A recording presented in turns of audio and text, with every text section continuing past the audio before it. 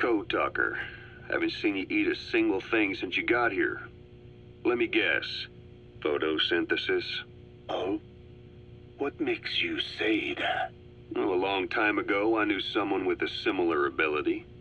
Well, you are correct. Most of my body is covered with parasites.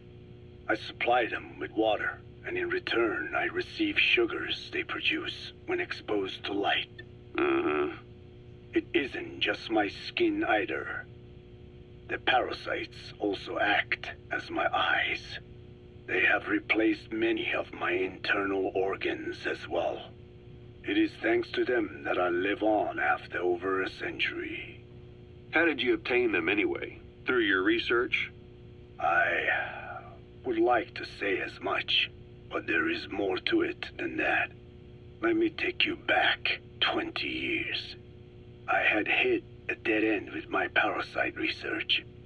Then I was approached by a foundation. They said they had a sample of an unusual strain of parasite.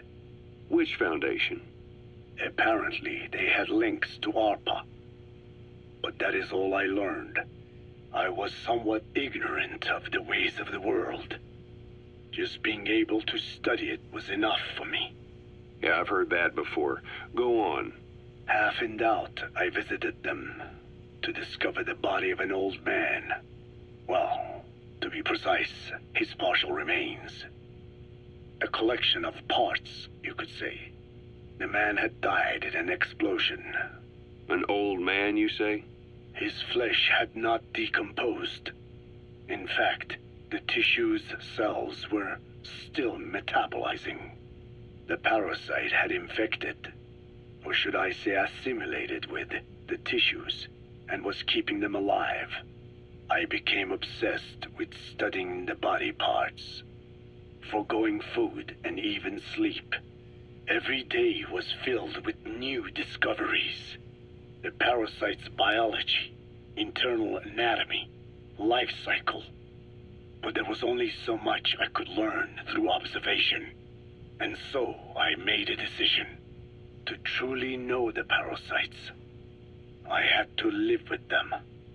So you implanted them inside you from the dead man's flesh? Correct. It was quite a gamble, whether or not they would adapt to me. But fortunately, it appears I was compatible with them. Or perhaps, through my many years of research, my immune system learned to tolerate them. Were they that body's only parasite? Yes. However, there was a separate specimen that supplied its host with adrenaline in response to pain, and yet another that could control insects at will through secreting heterogeneous pheromones. I wanted exposure to them, to take them into me, but my wishes were denied. Their records, though, provided clues that helped advance my research. Would you care to join me? A life spent never worrying about food is a most wonderful one. I think I'll pass. But thanks. This has been helpful.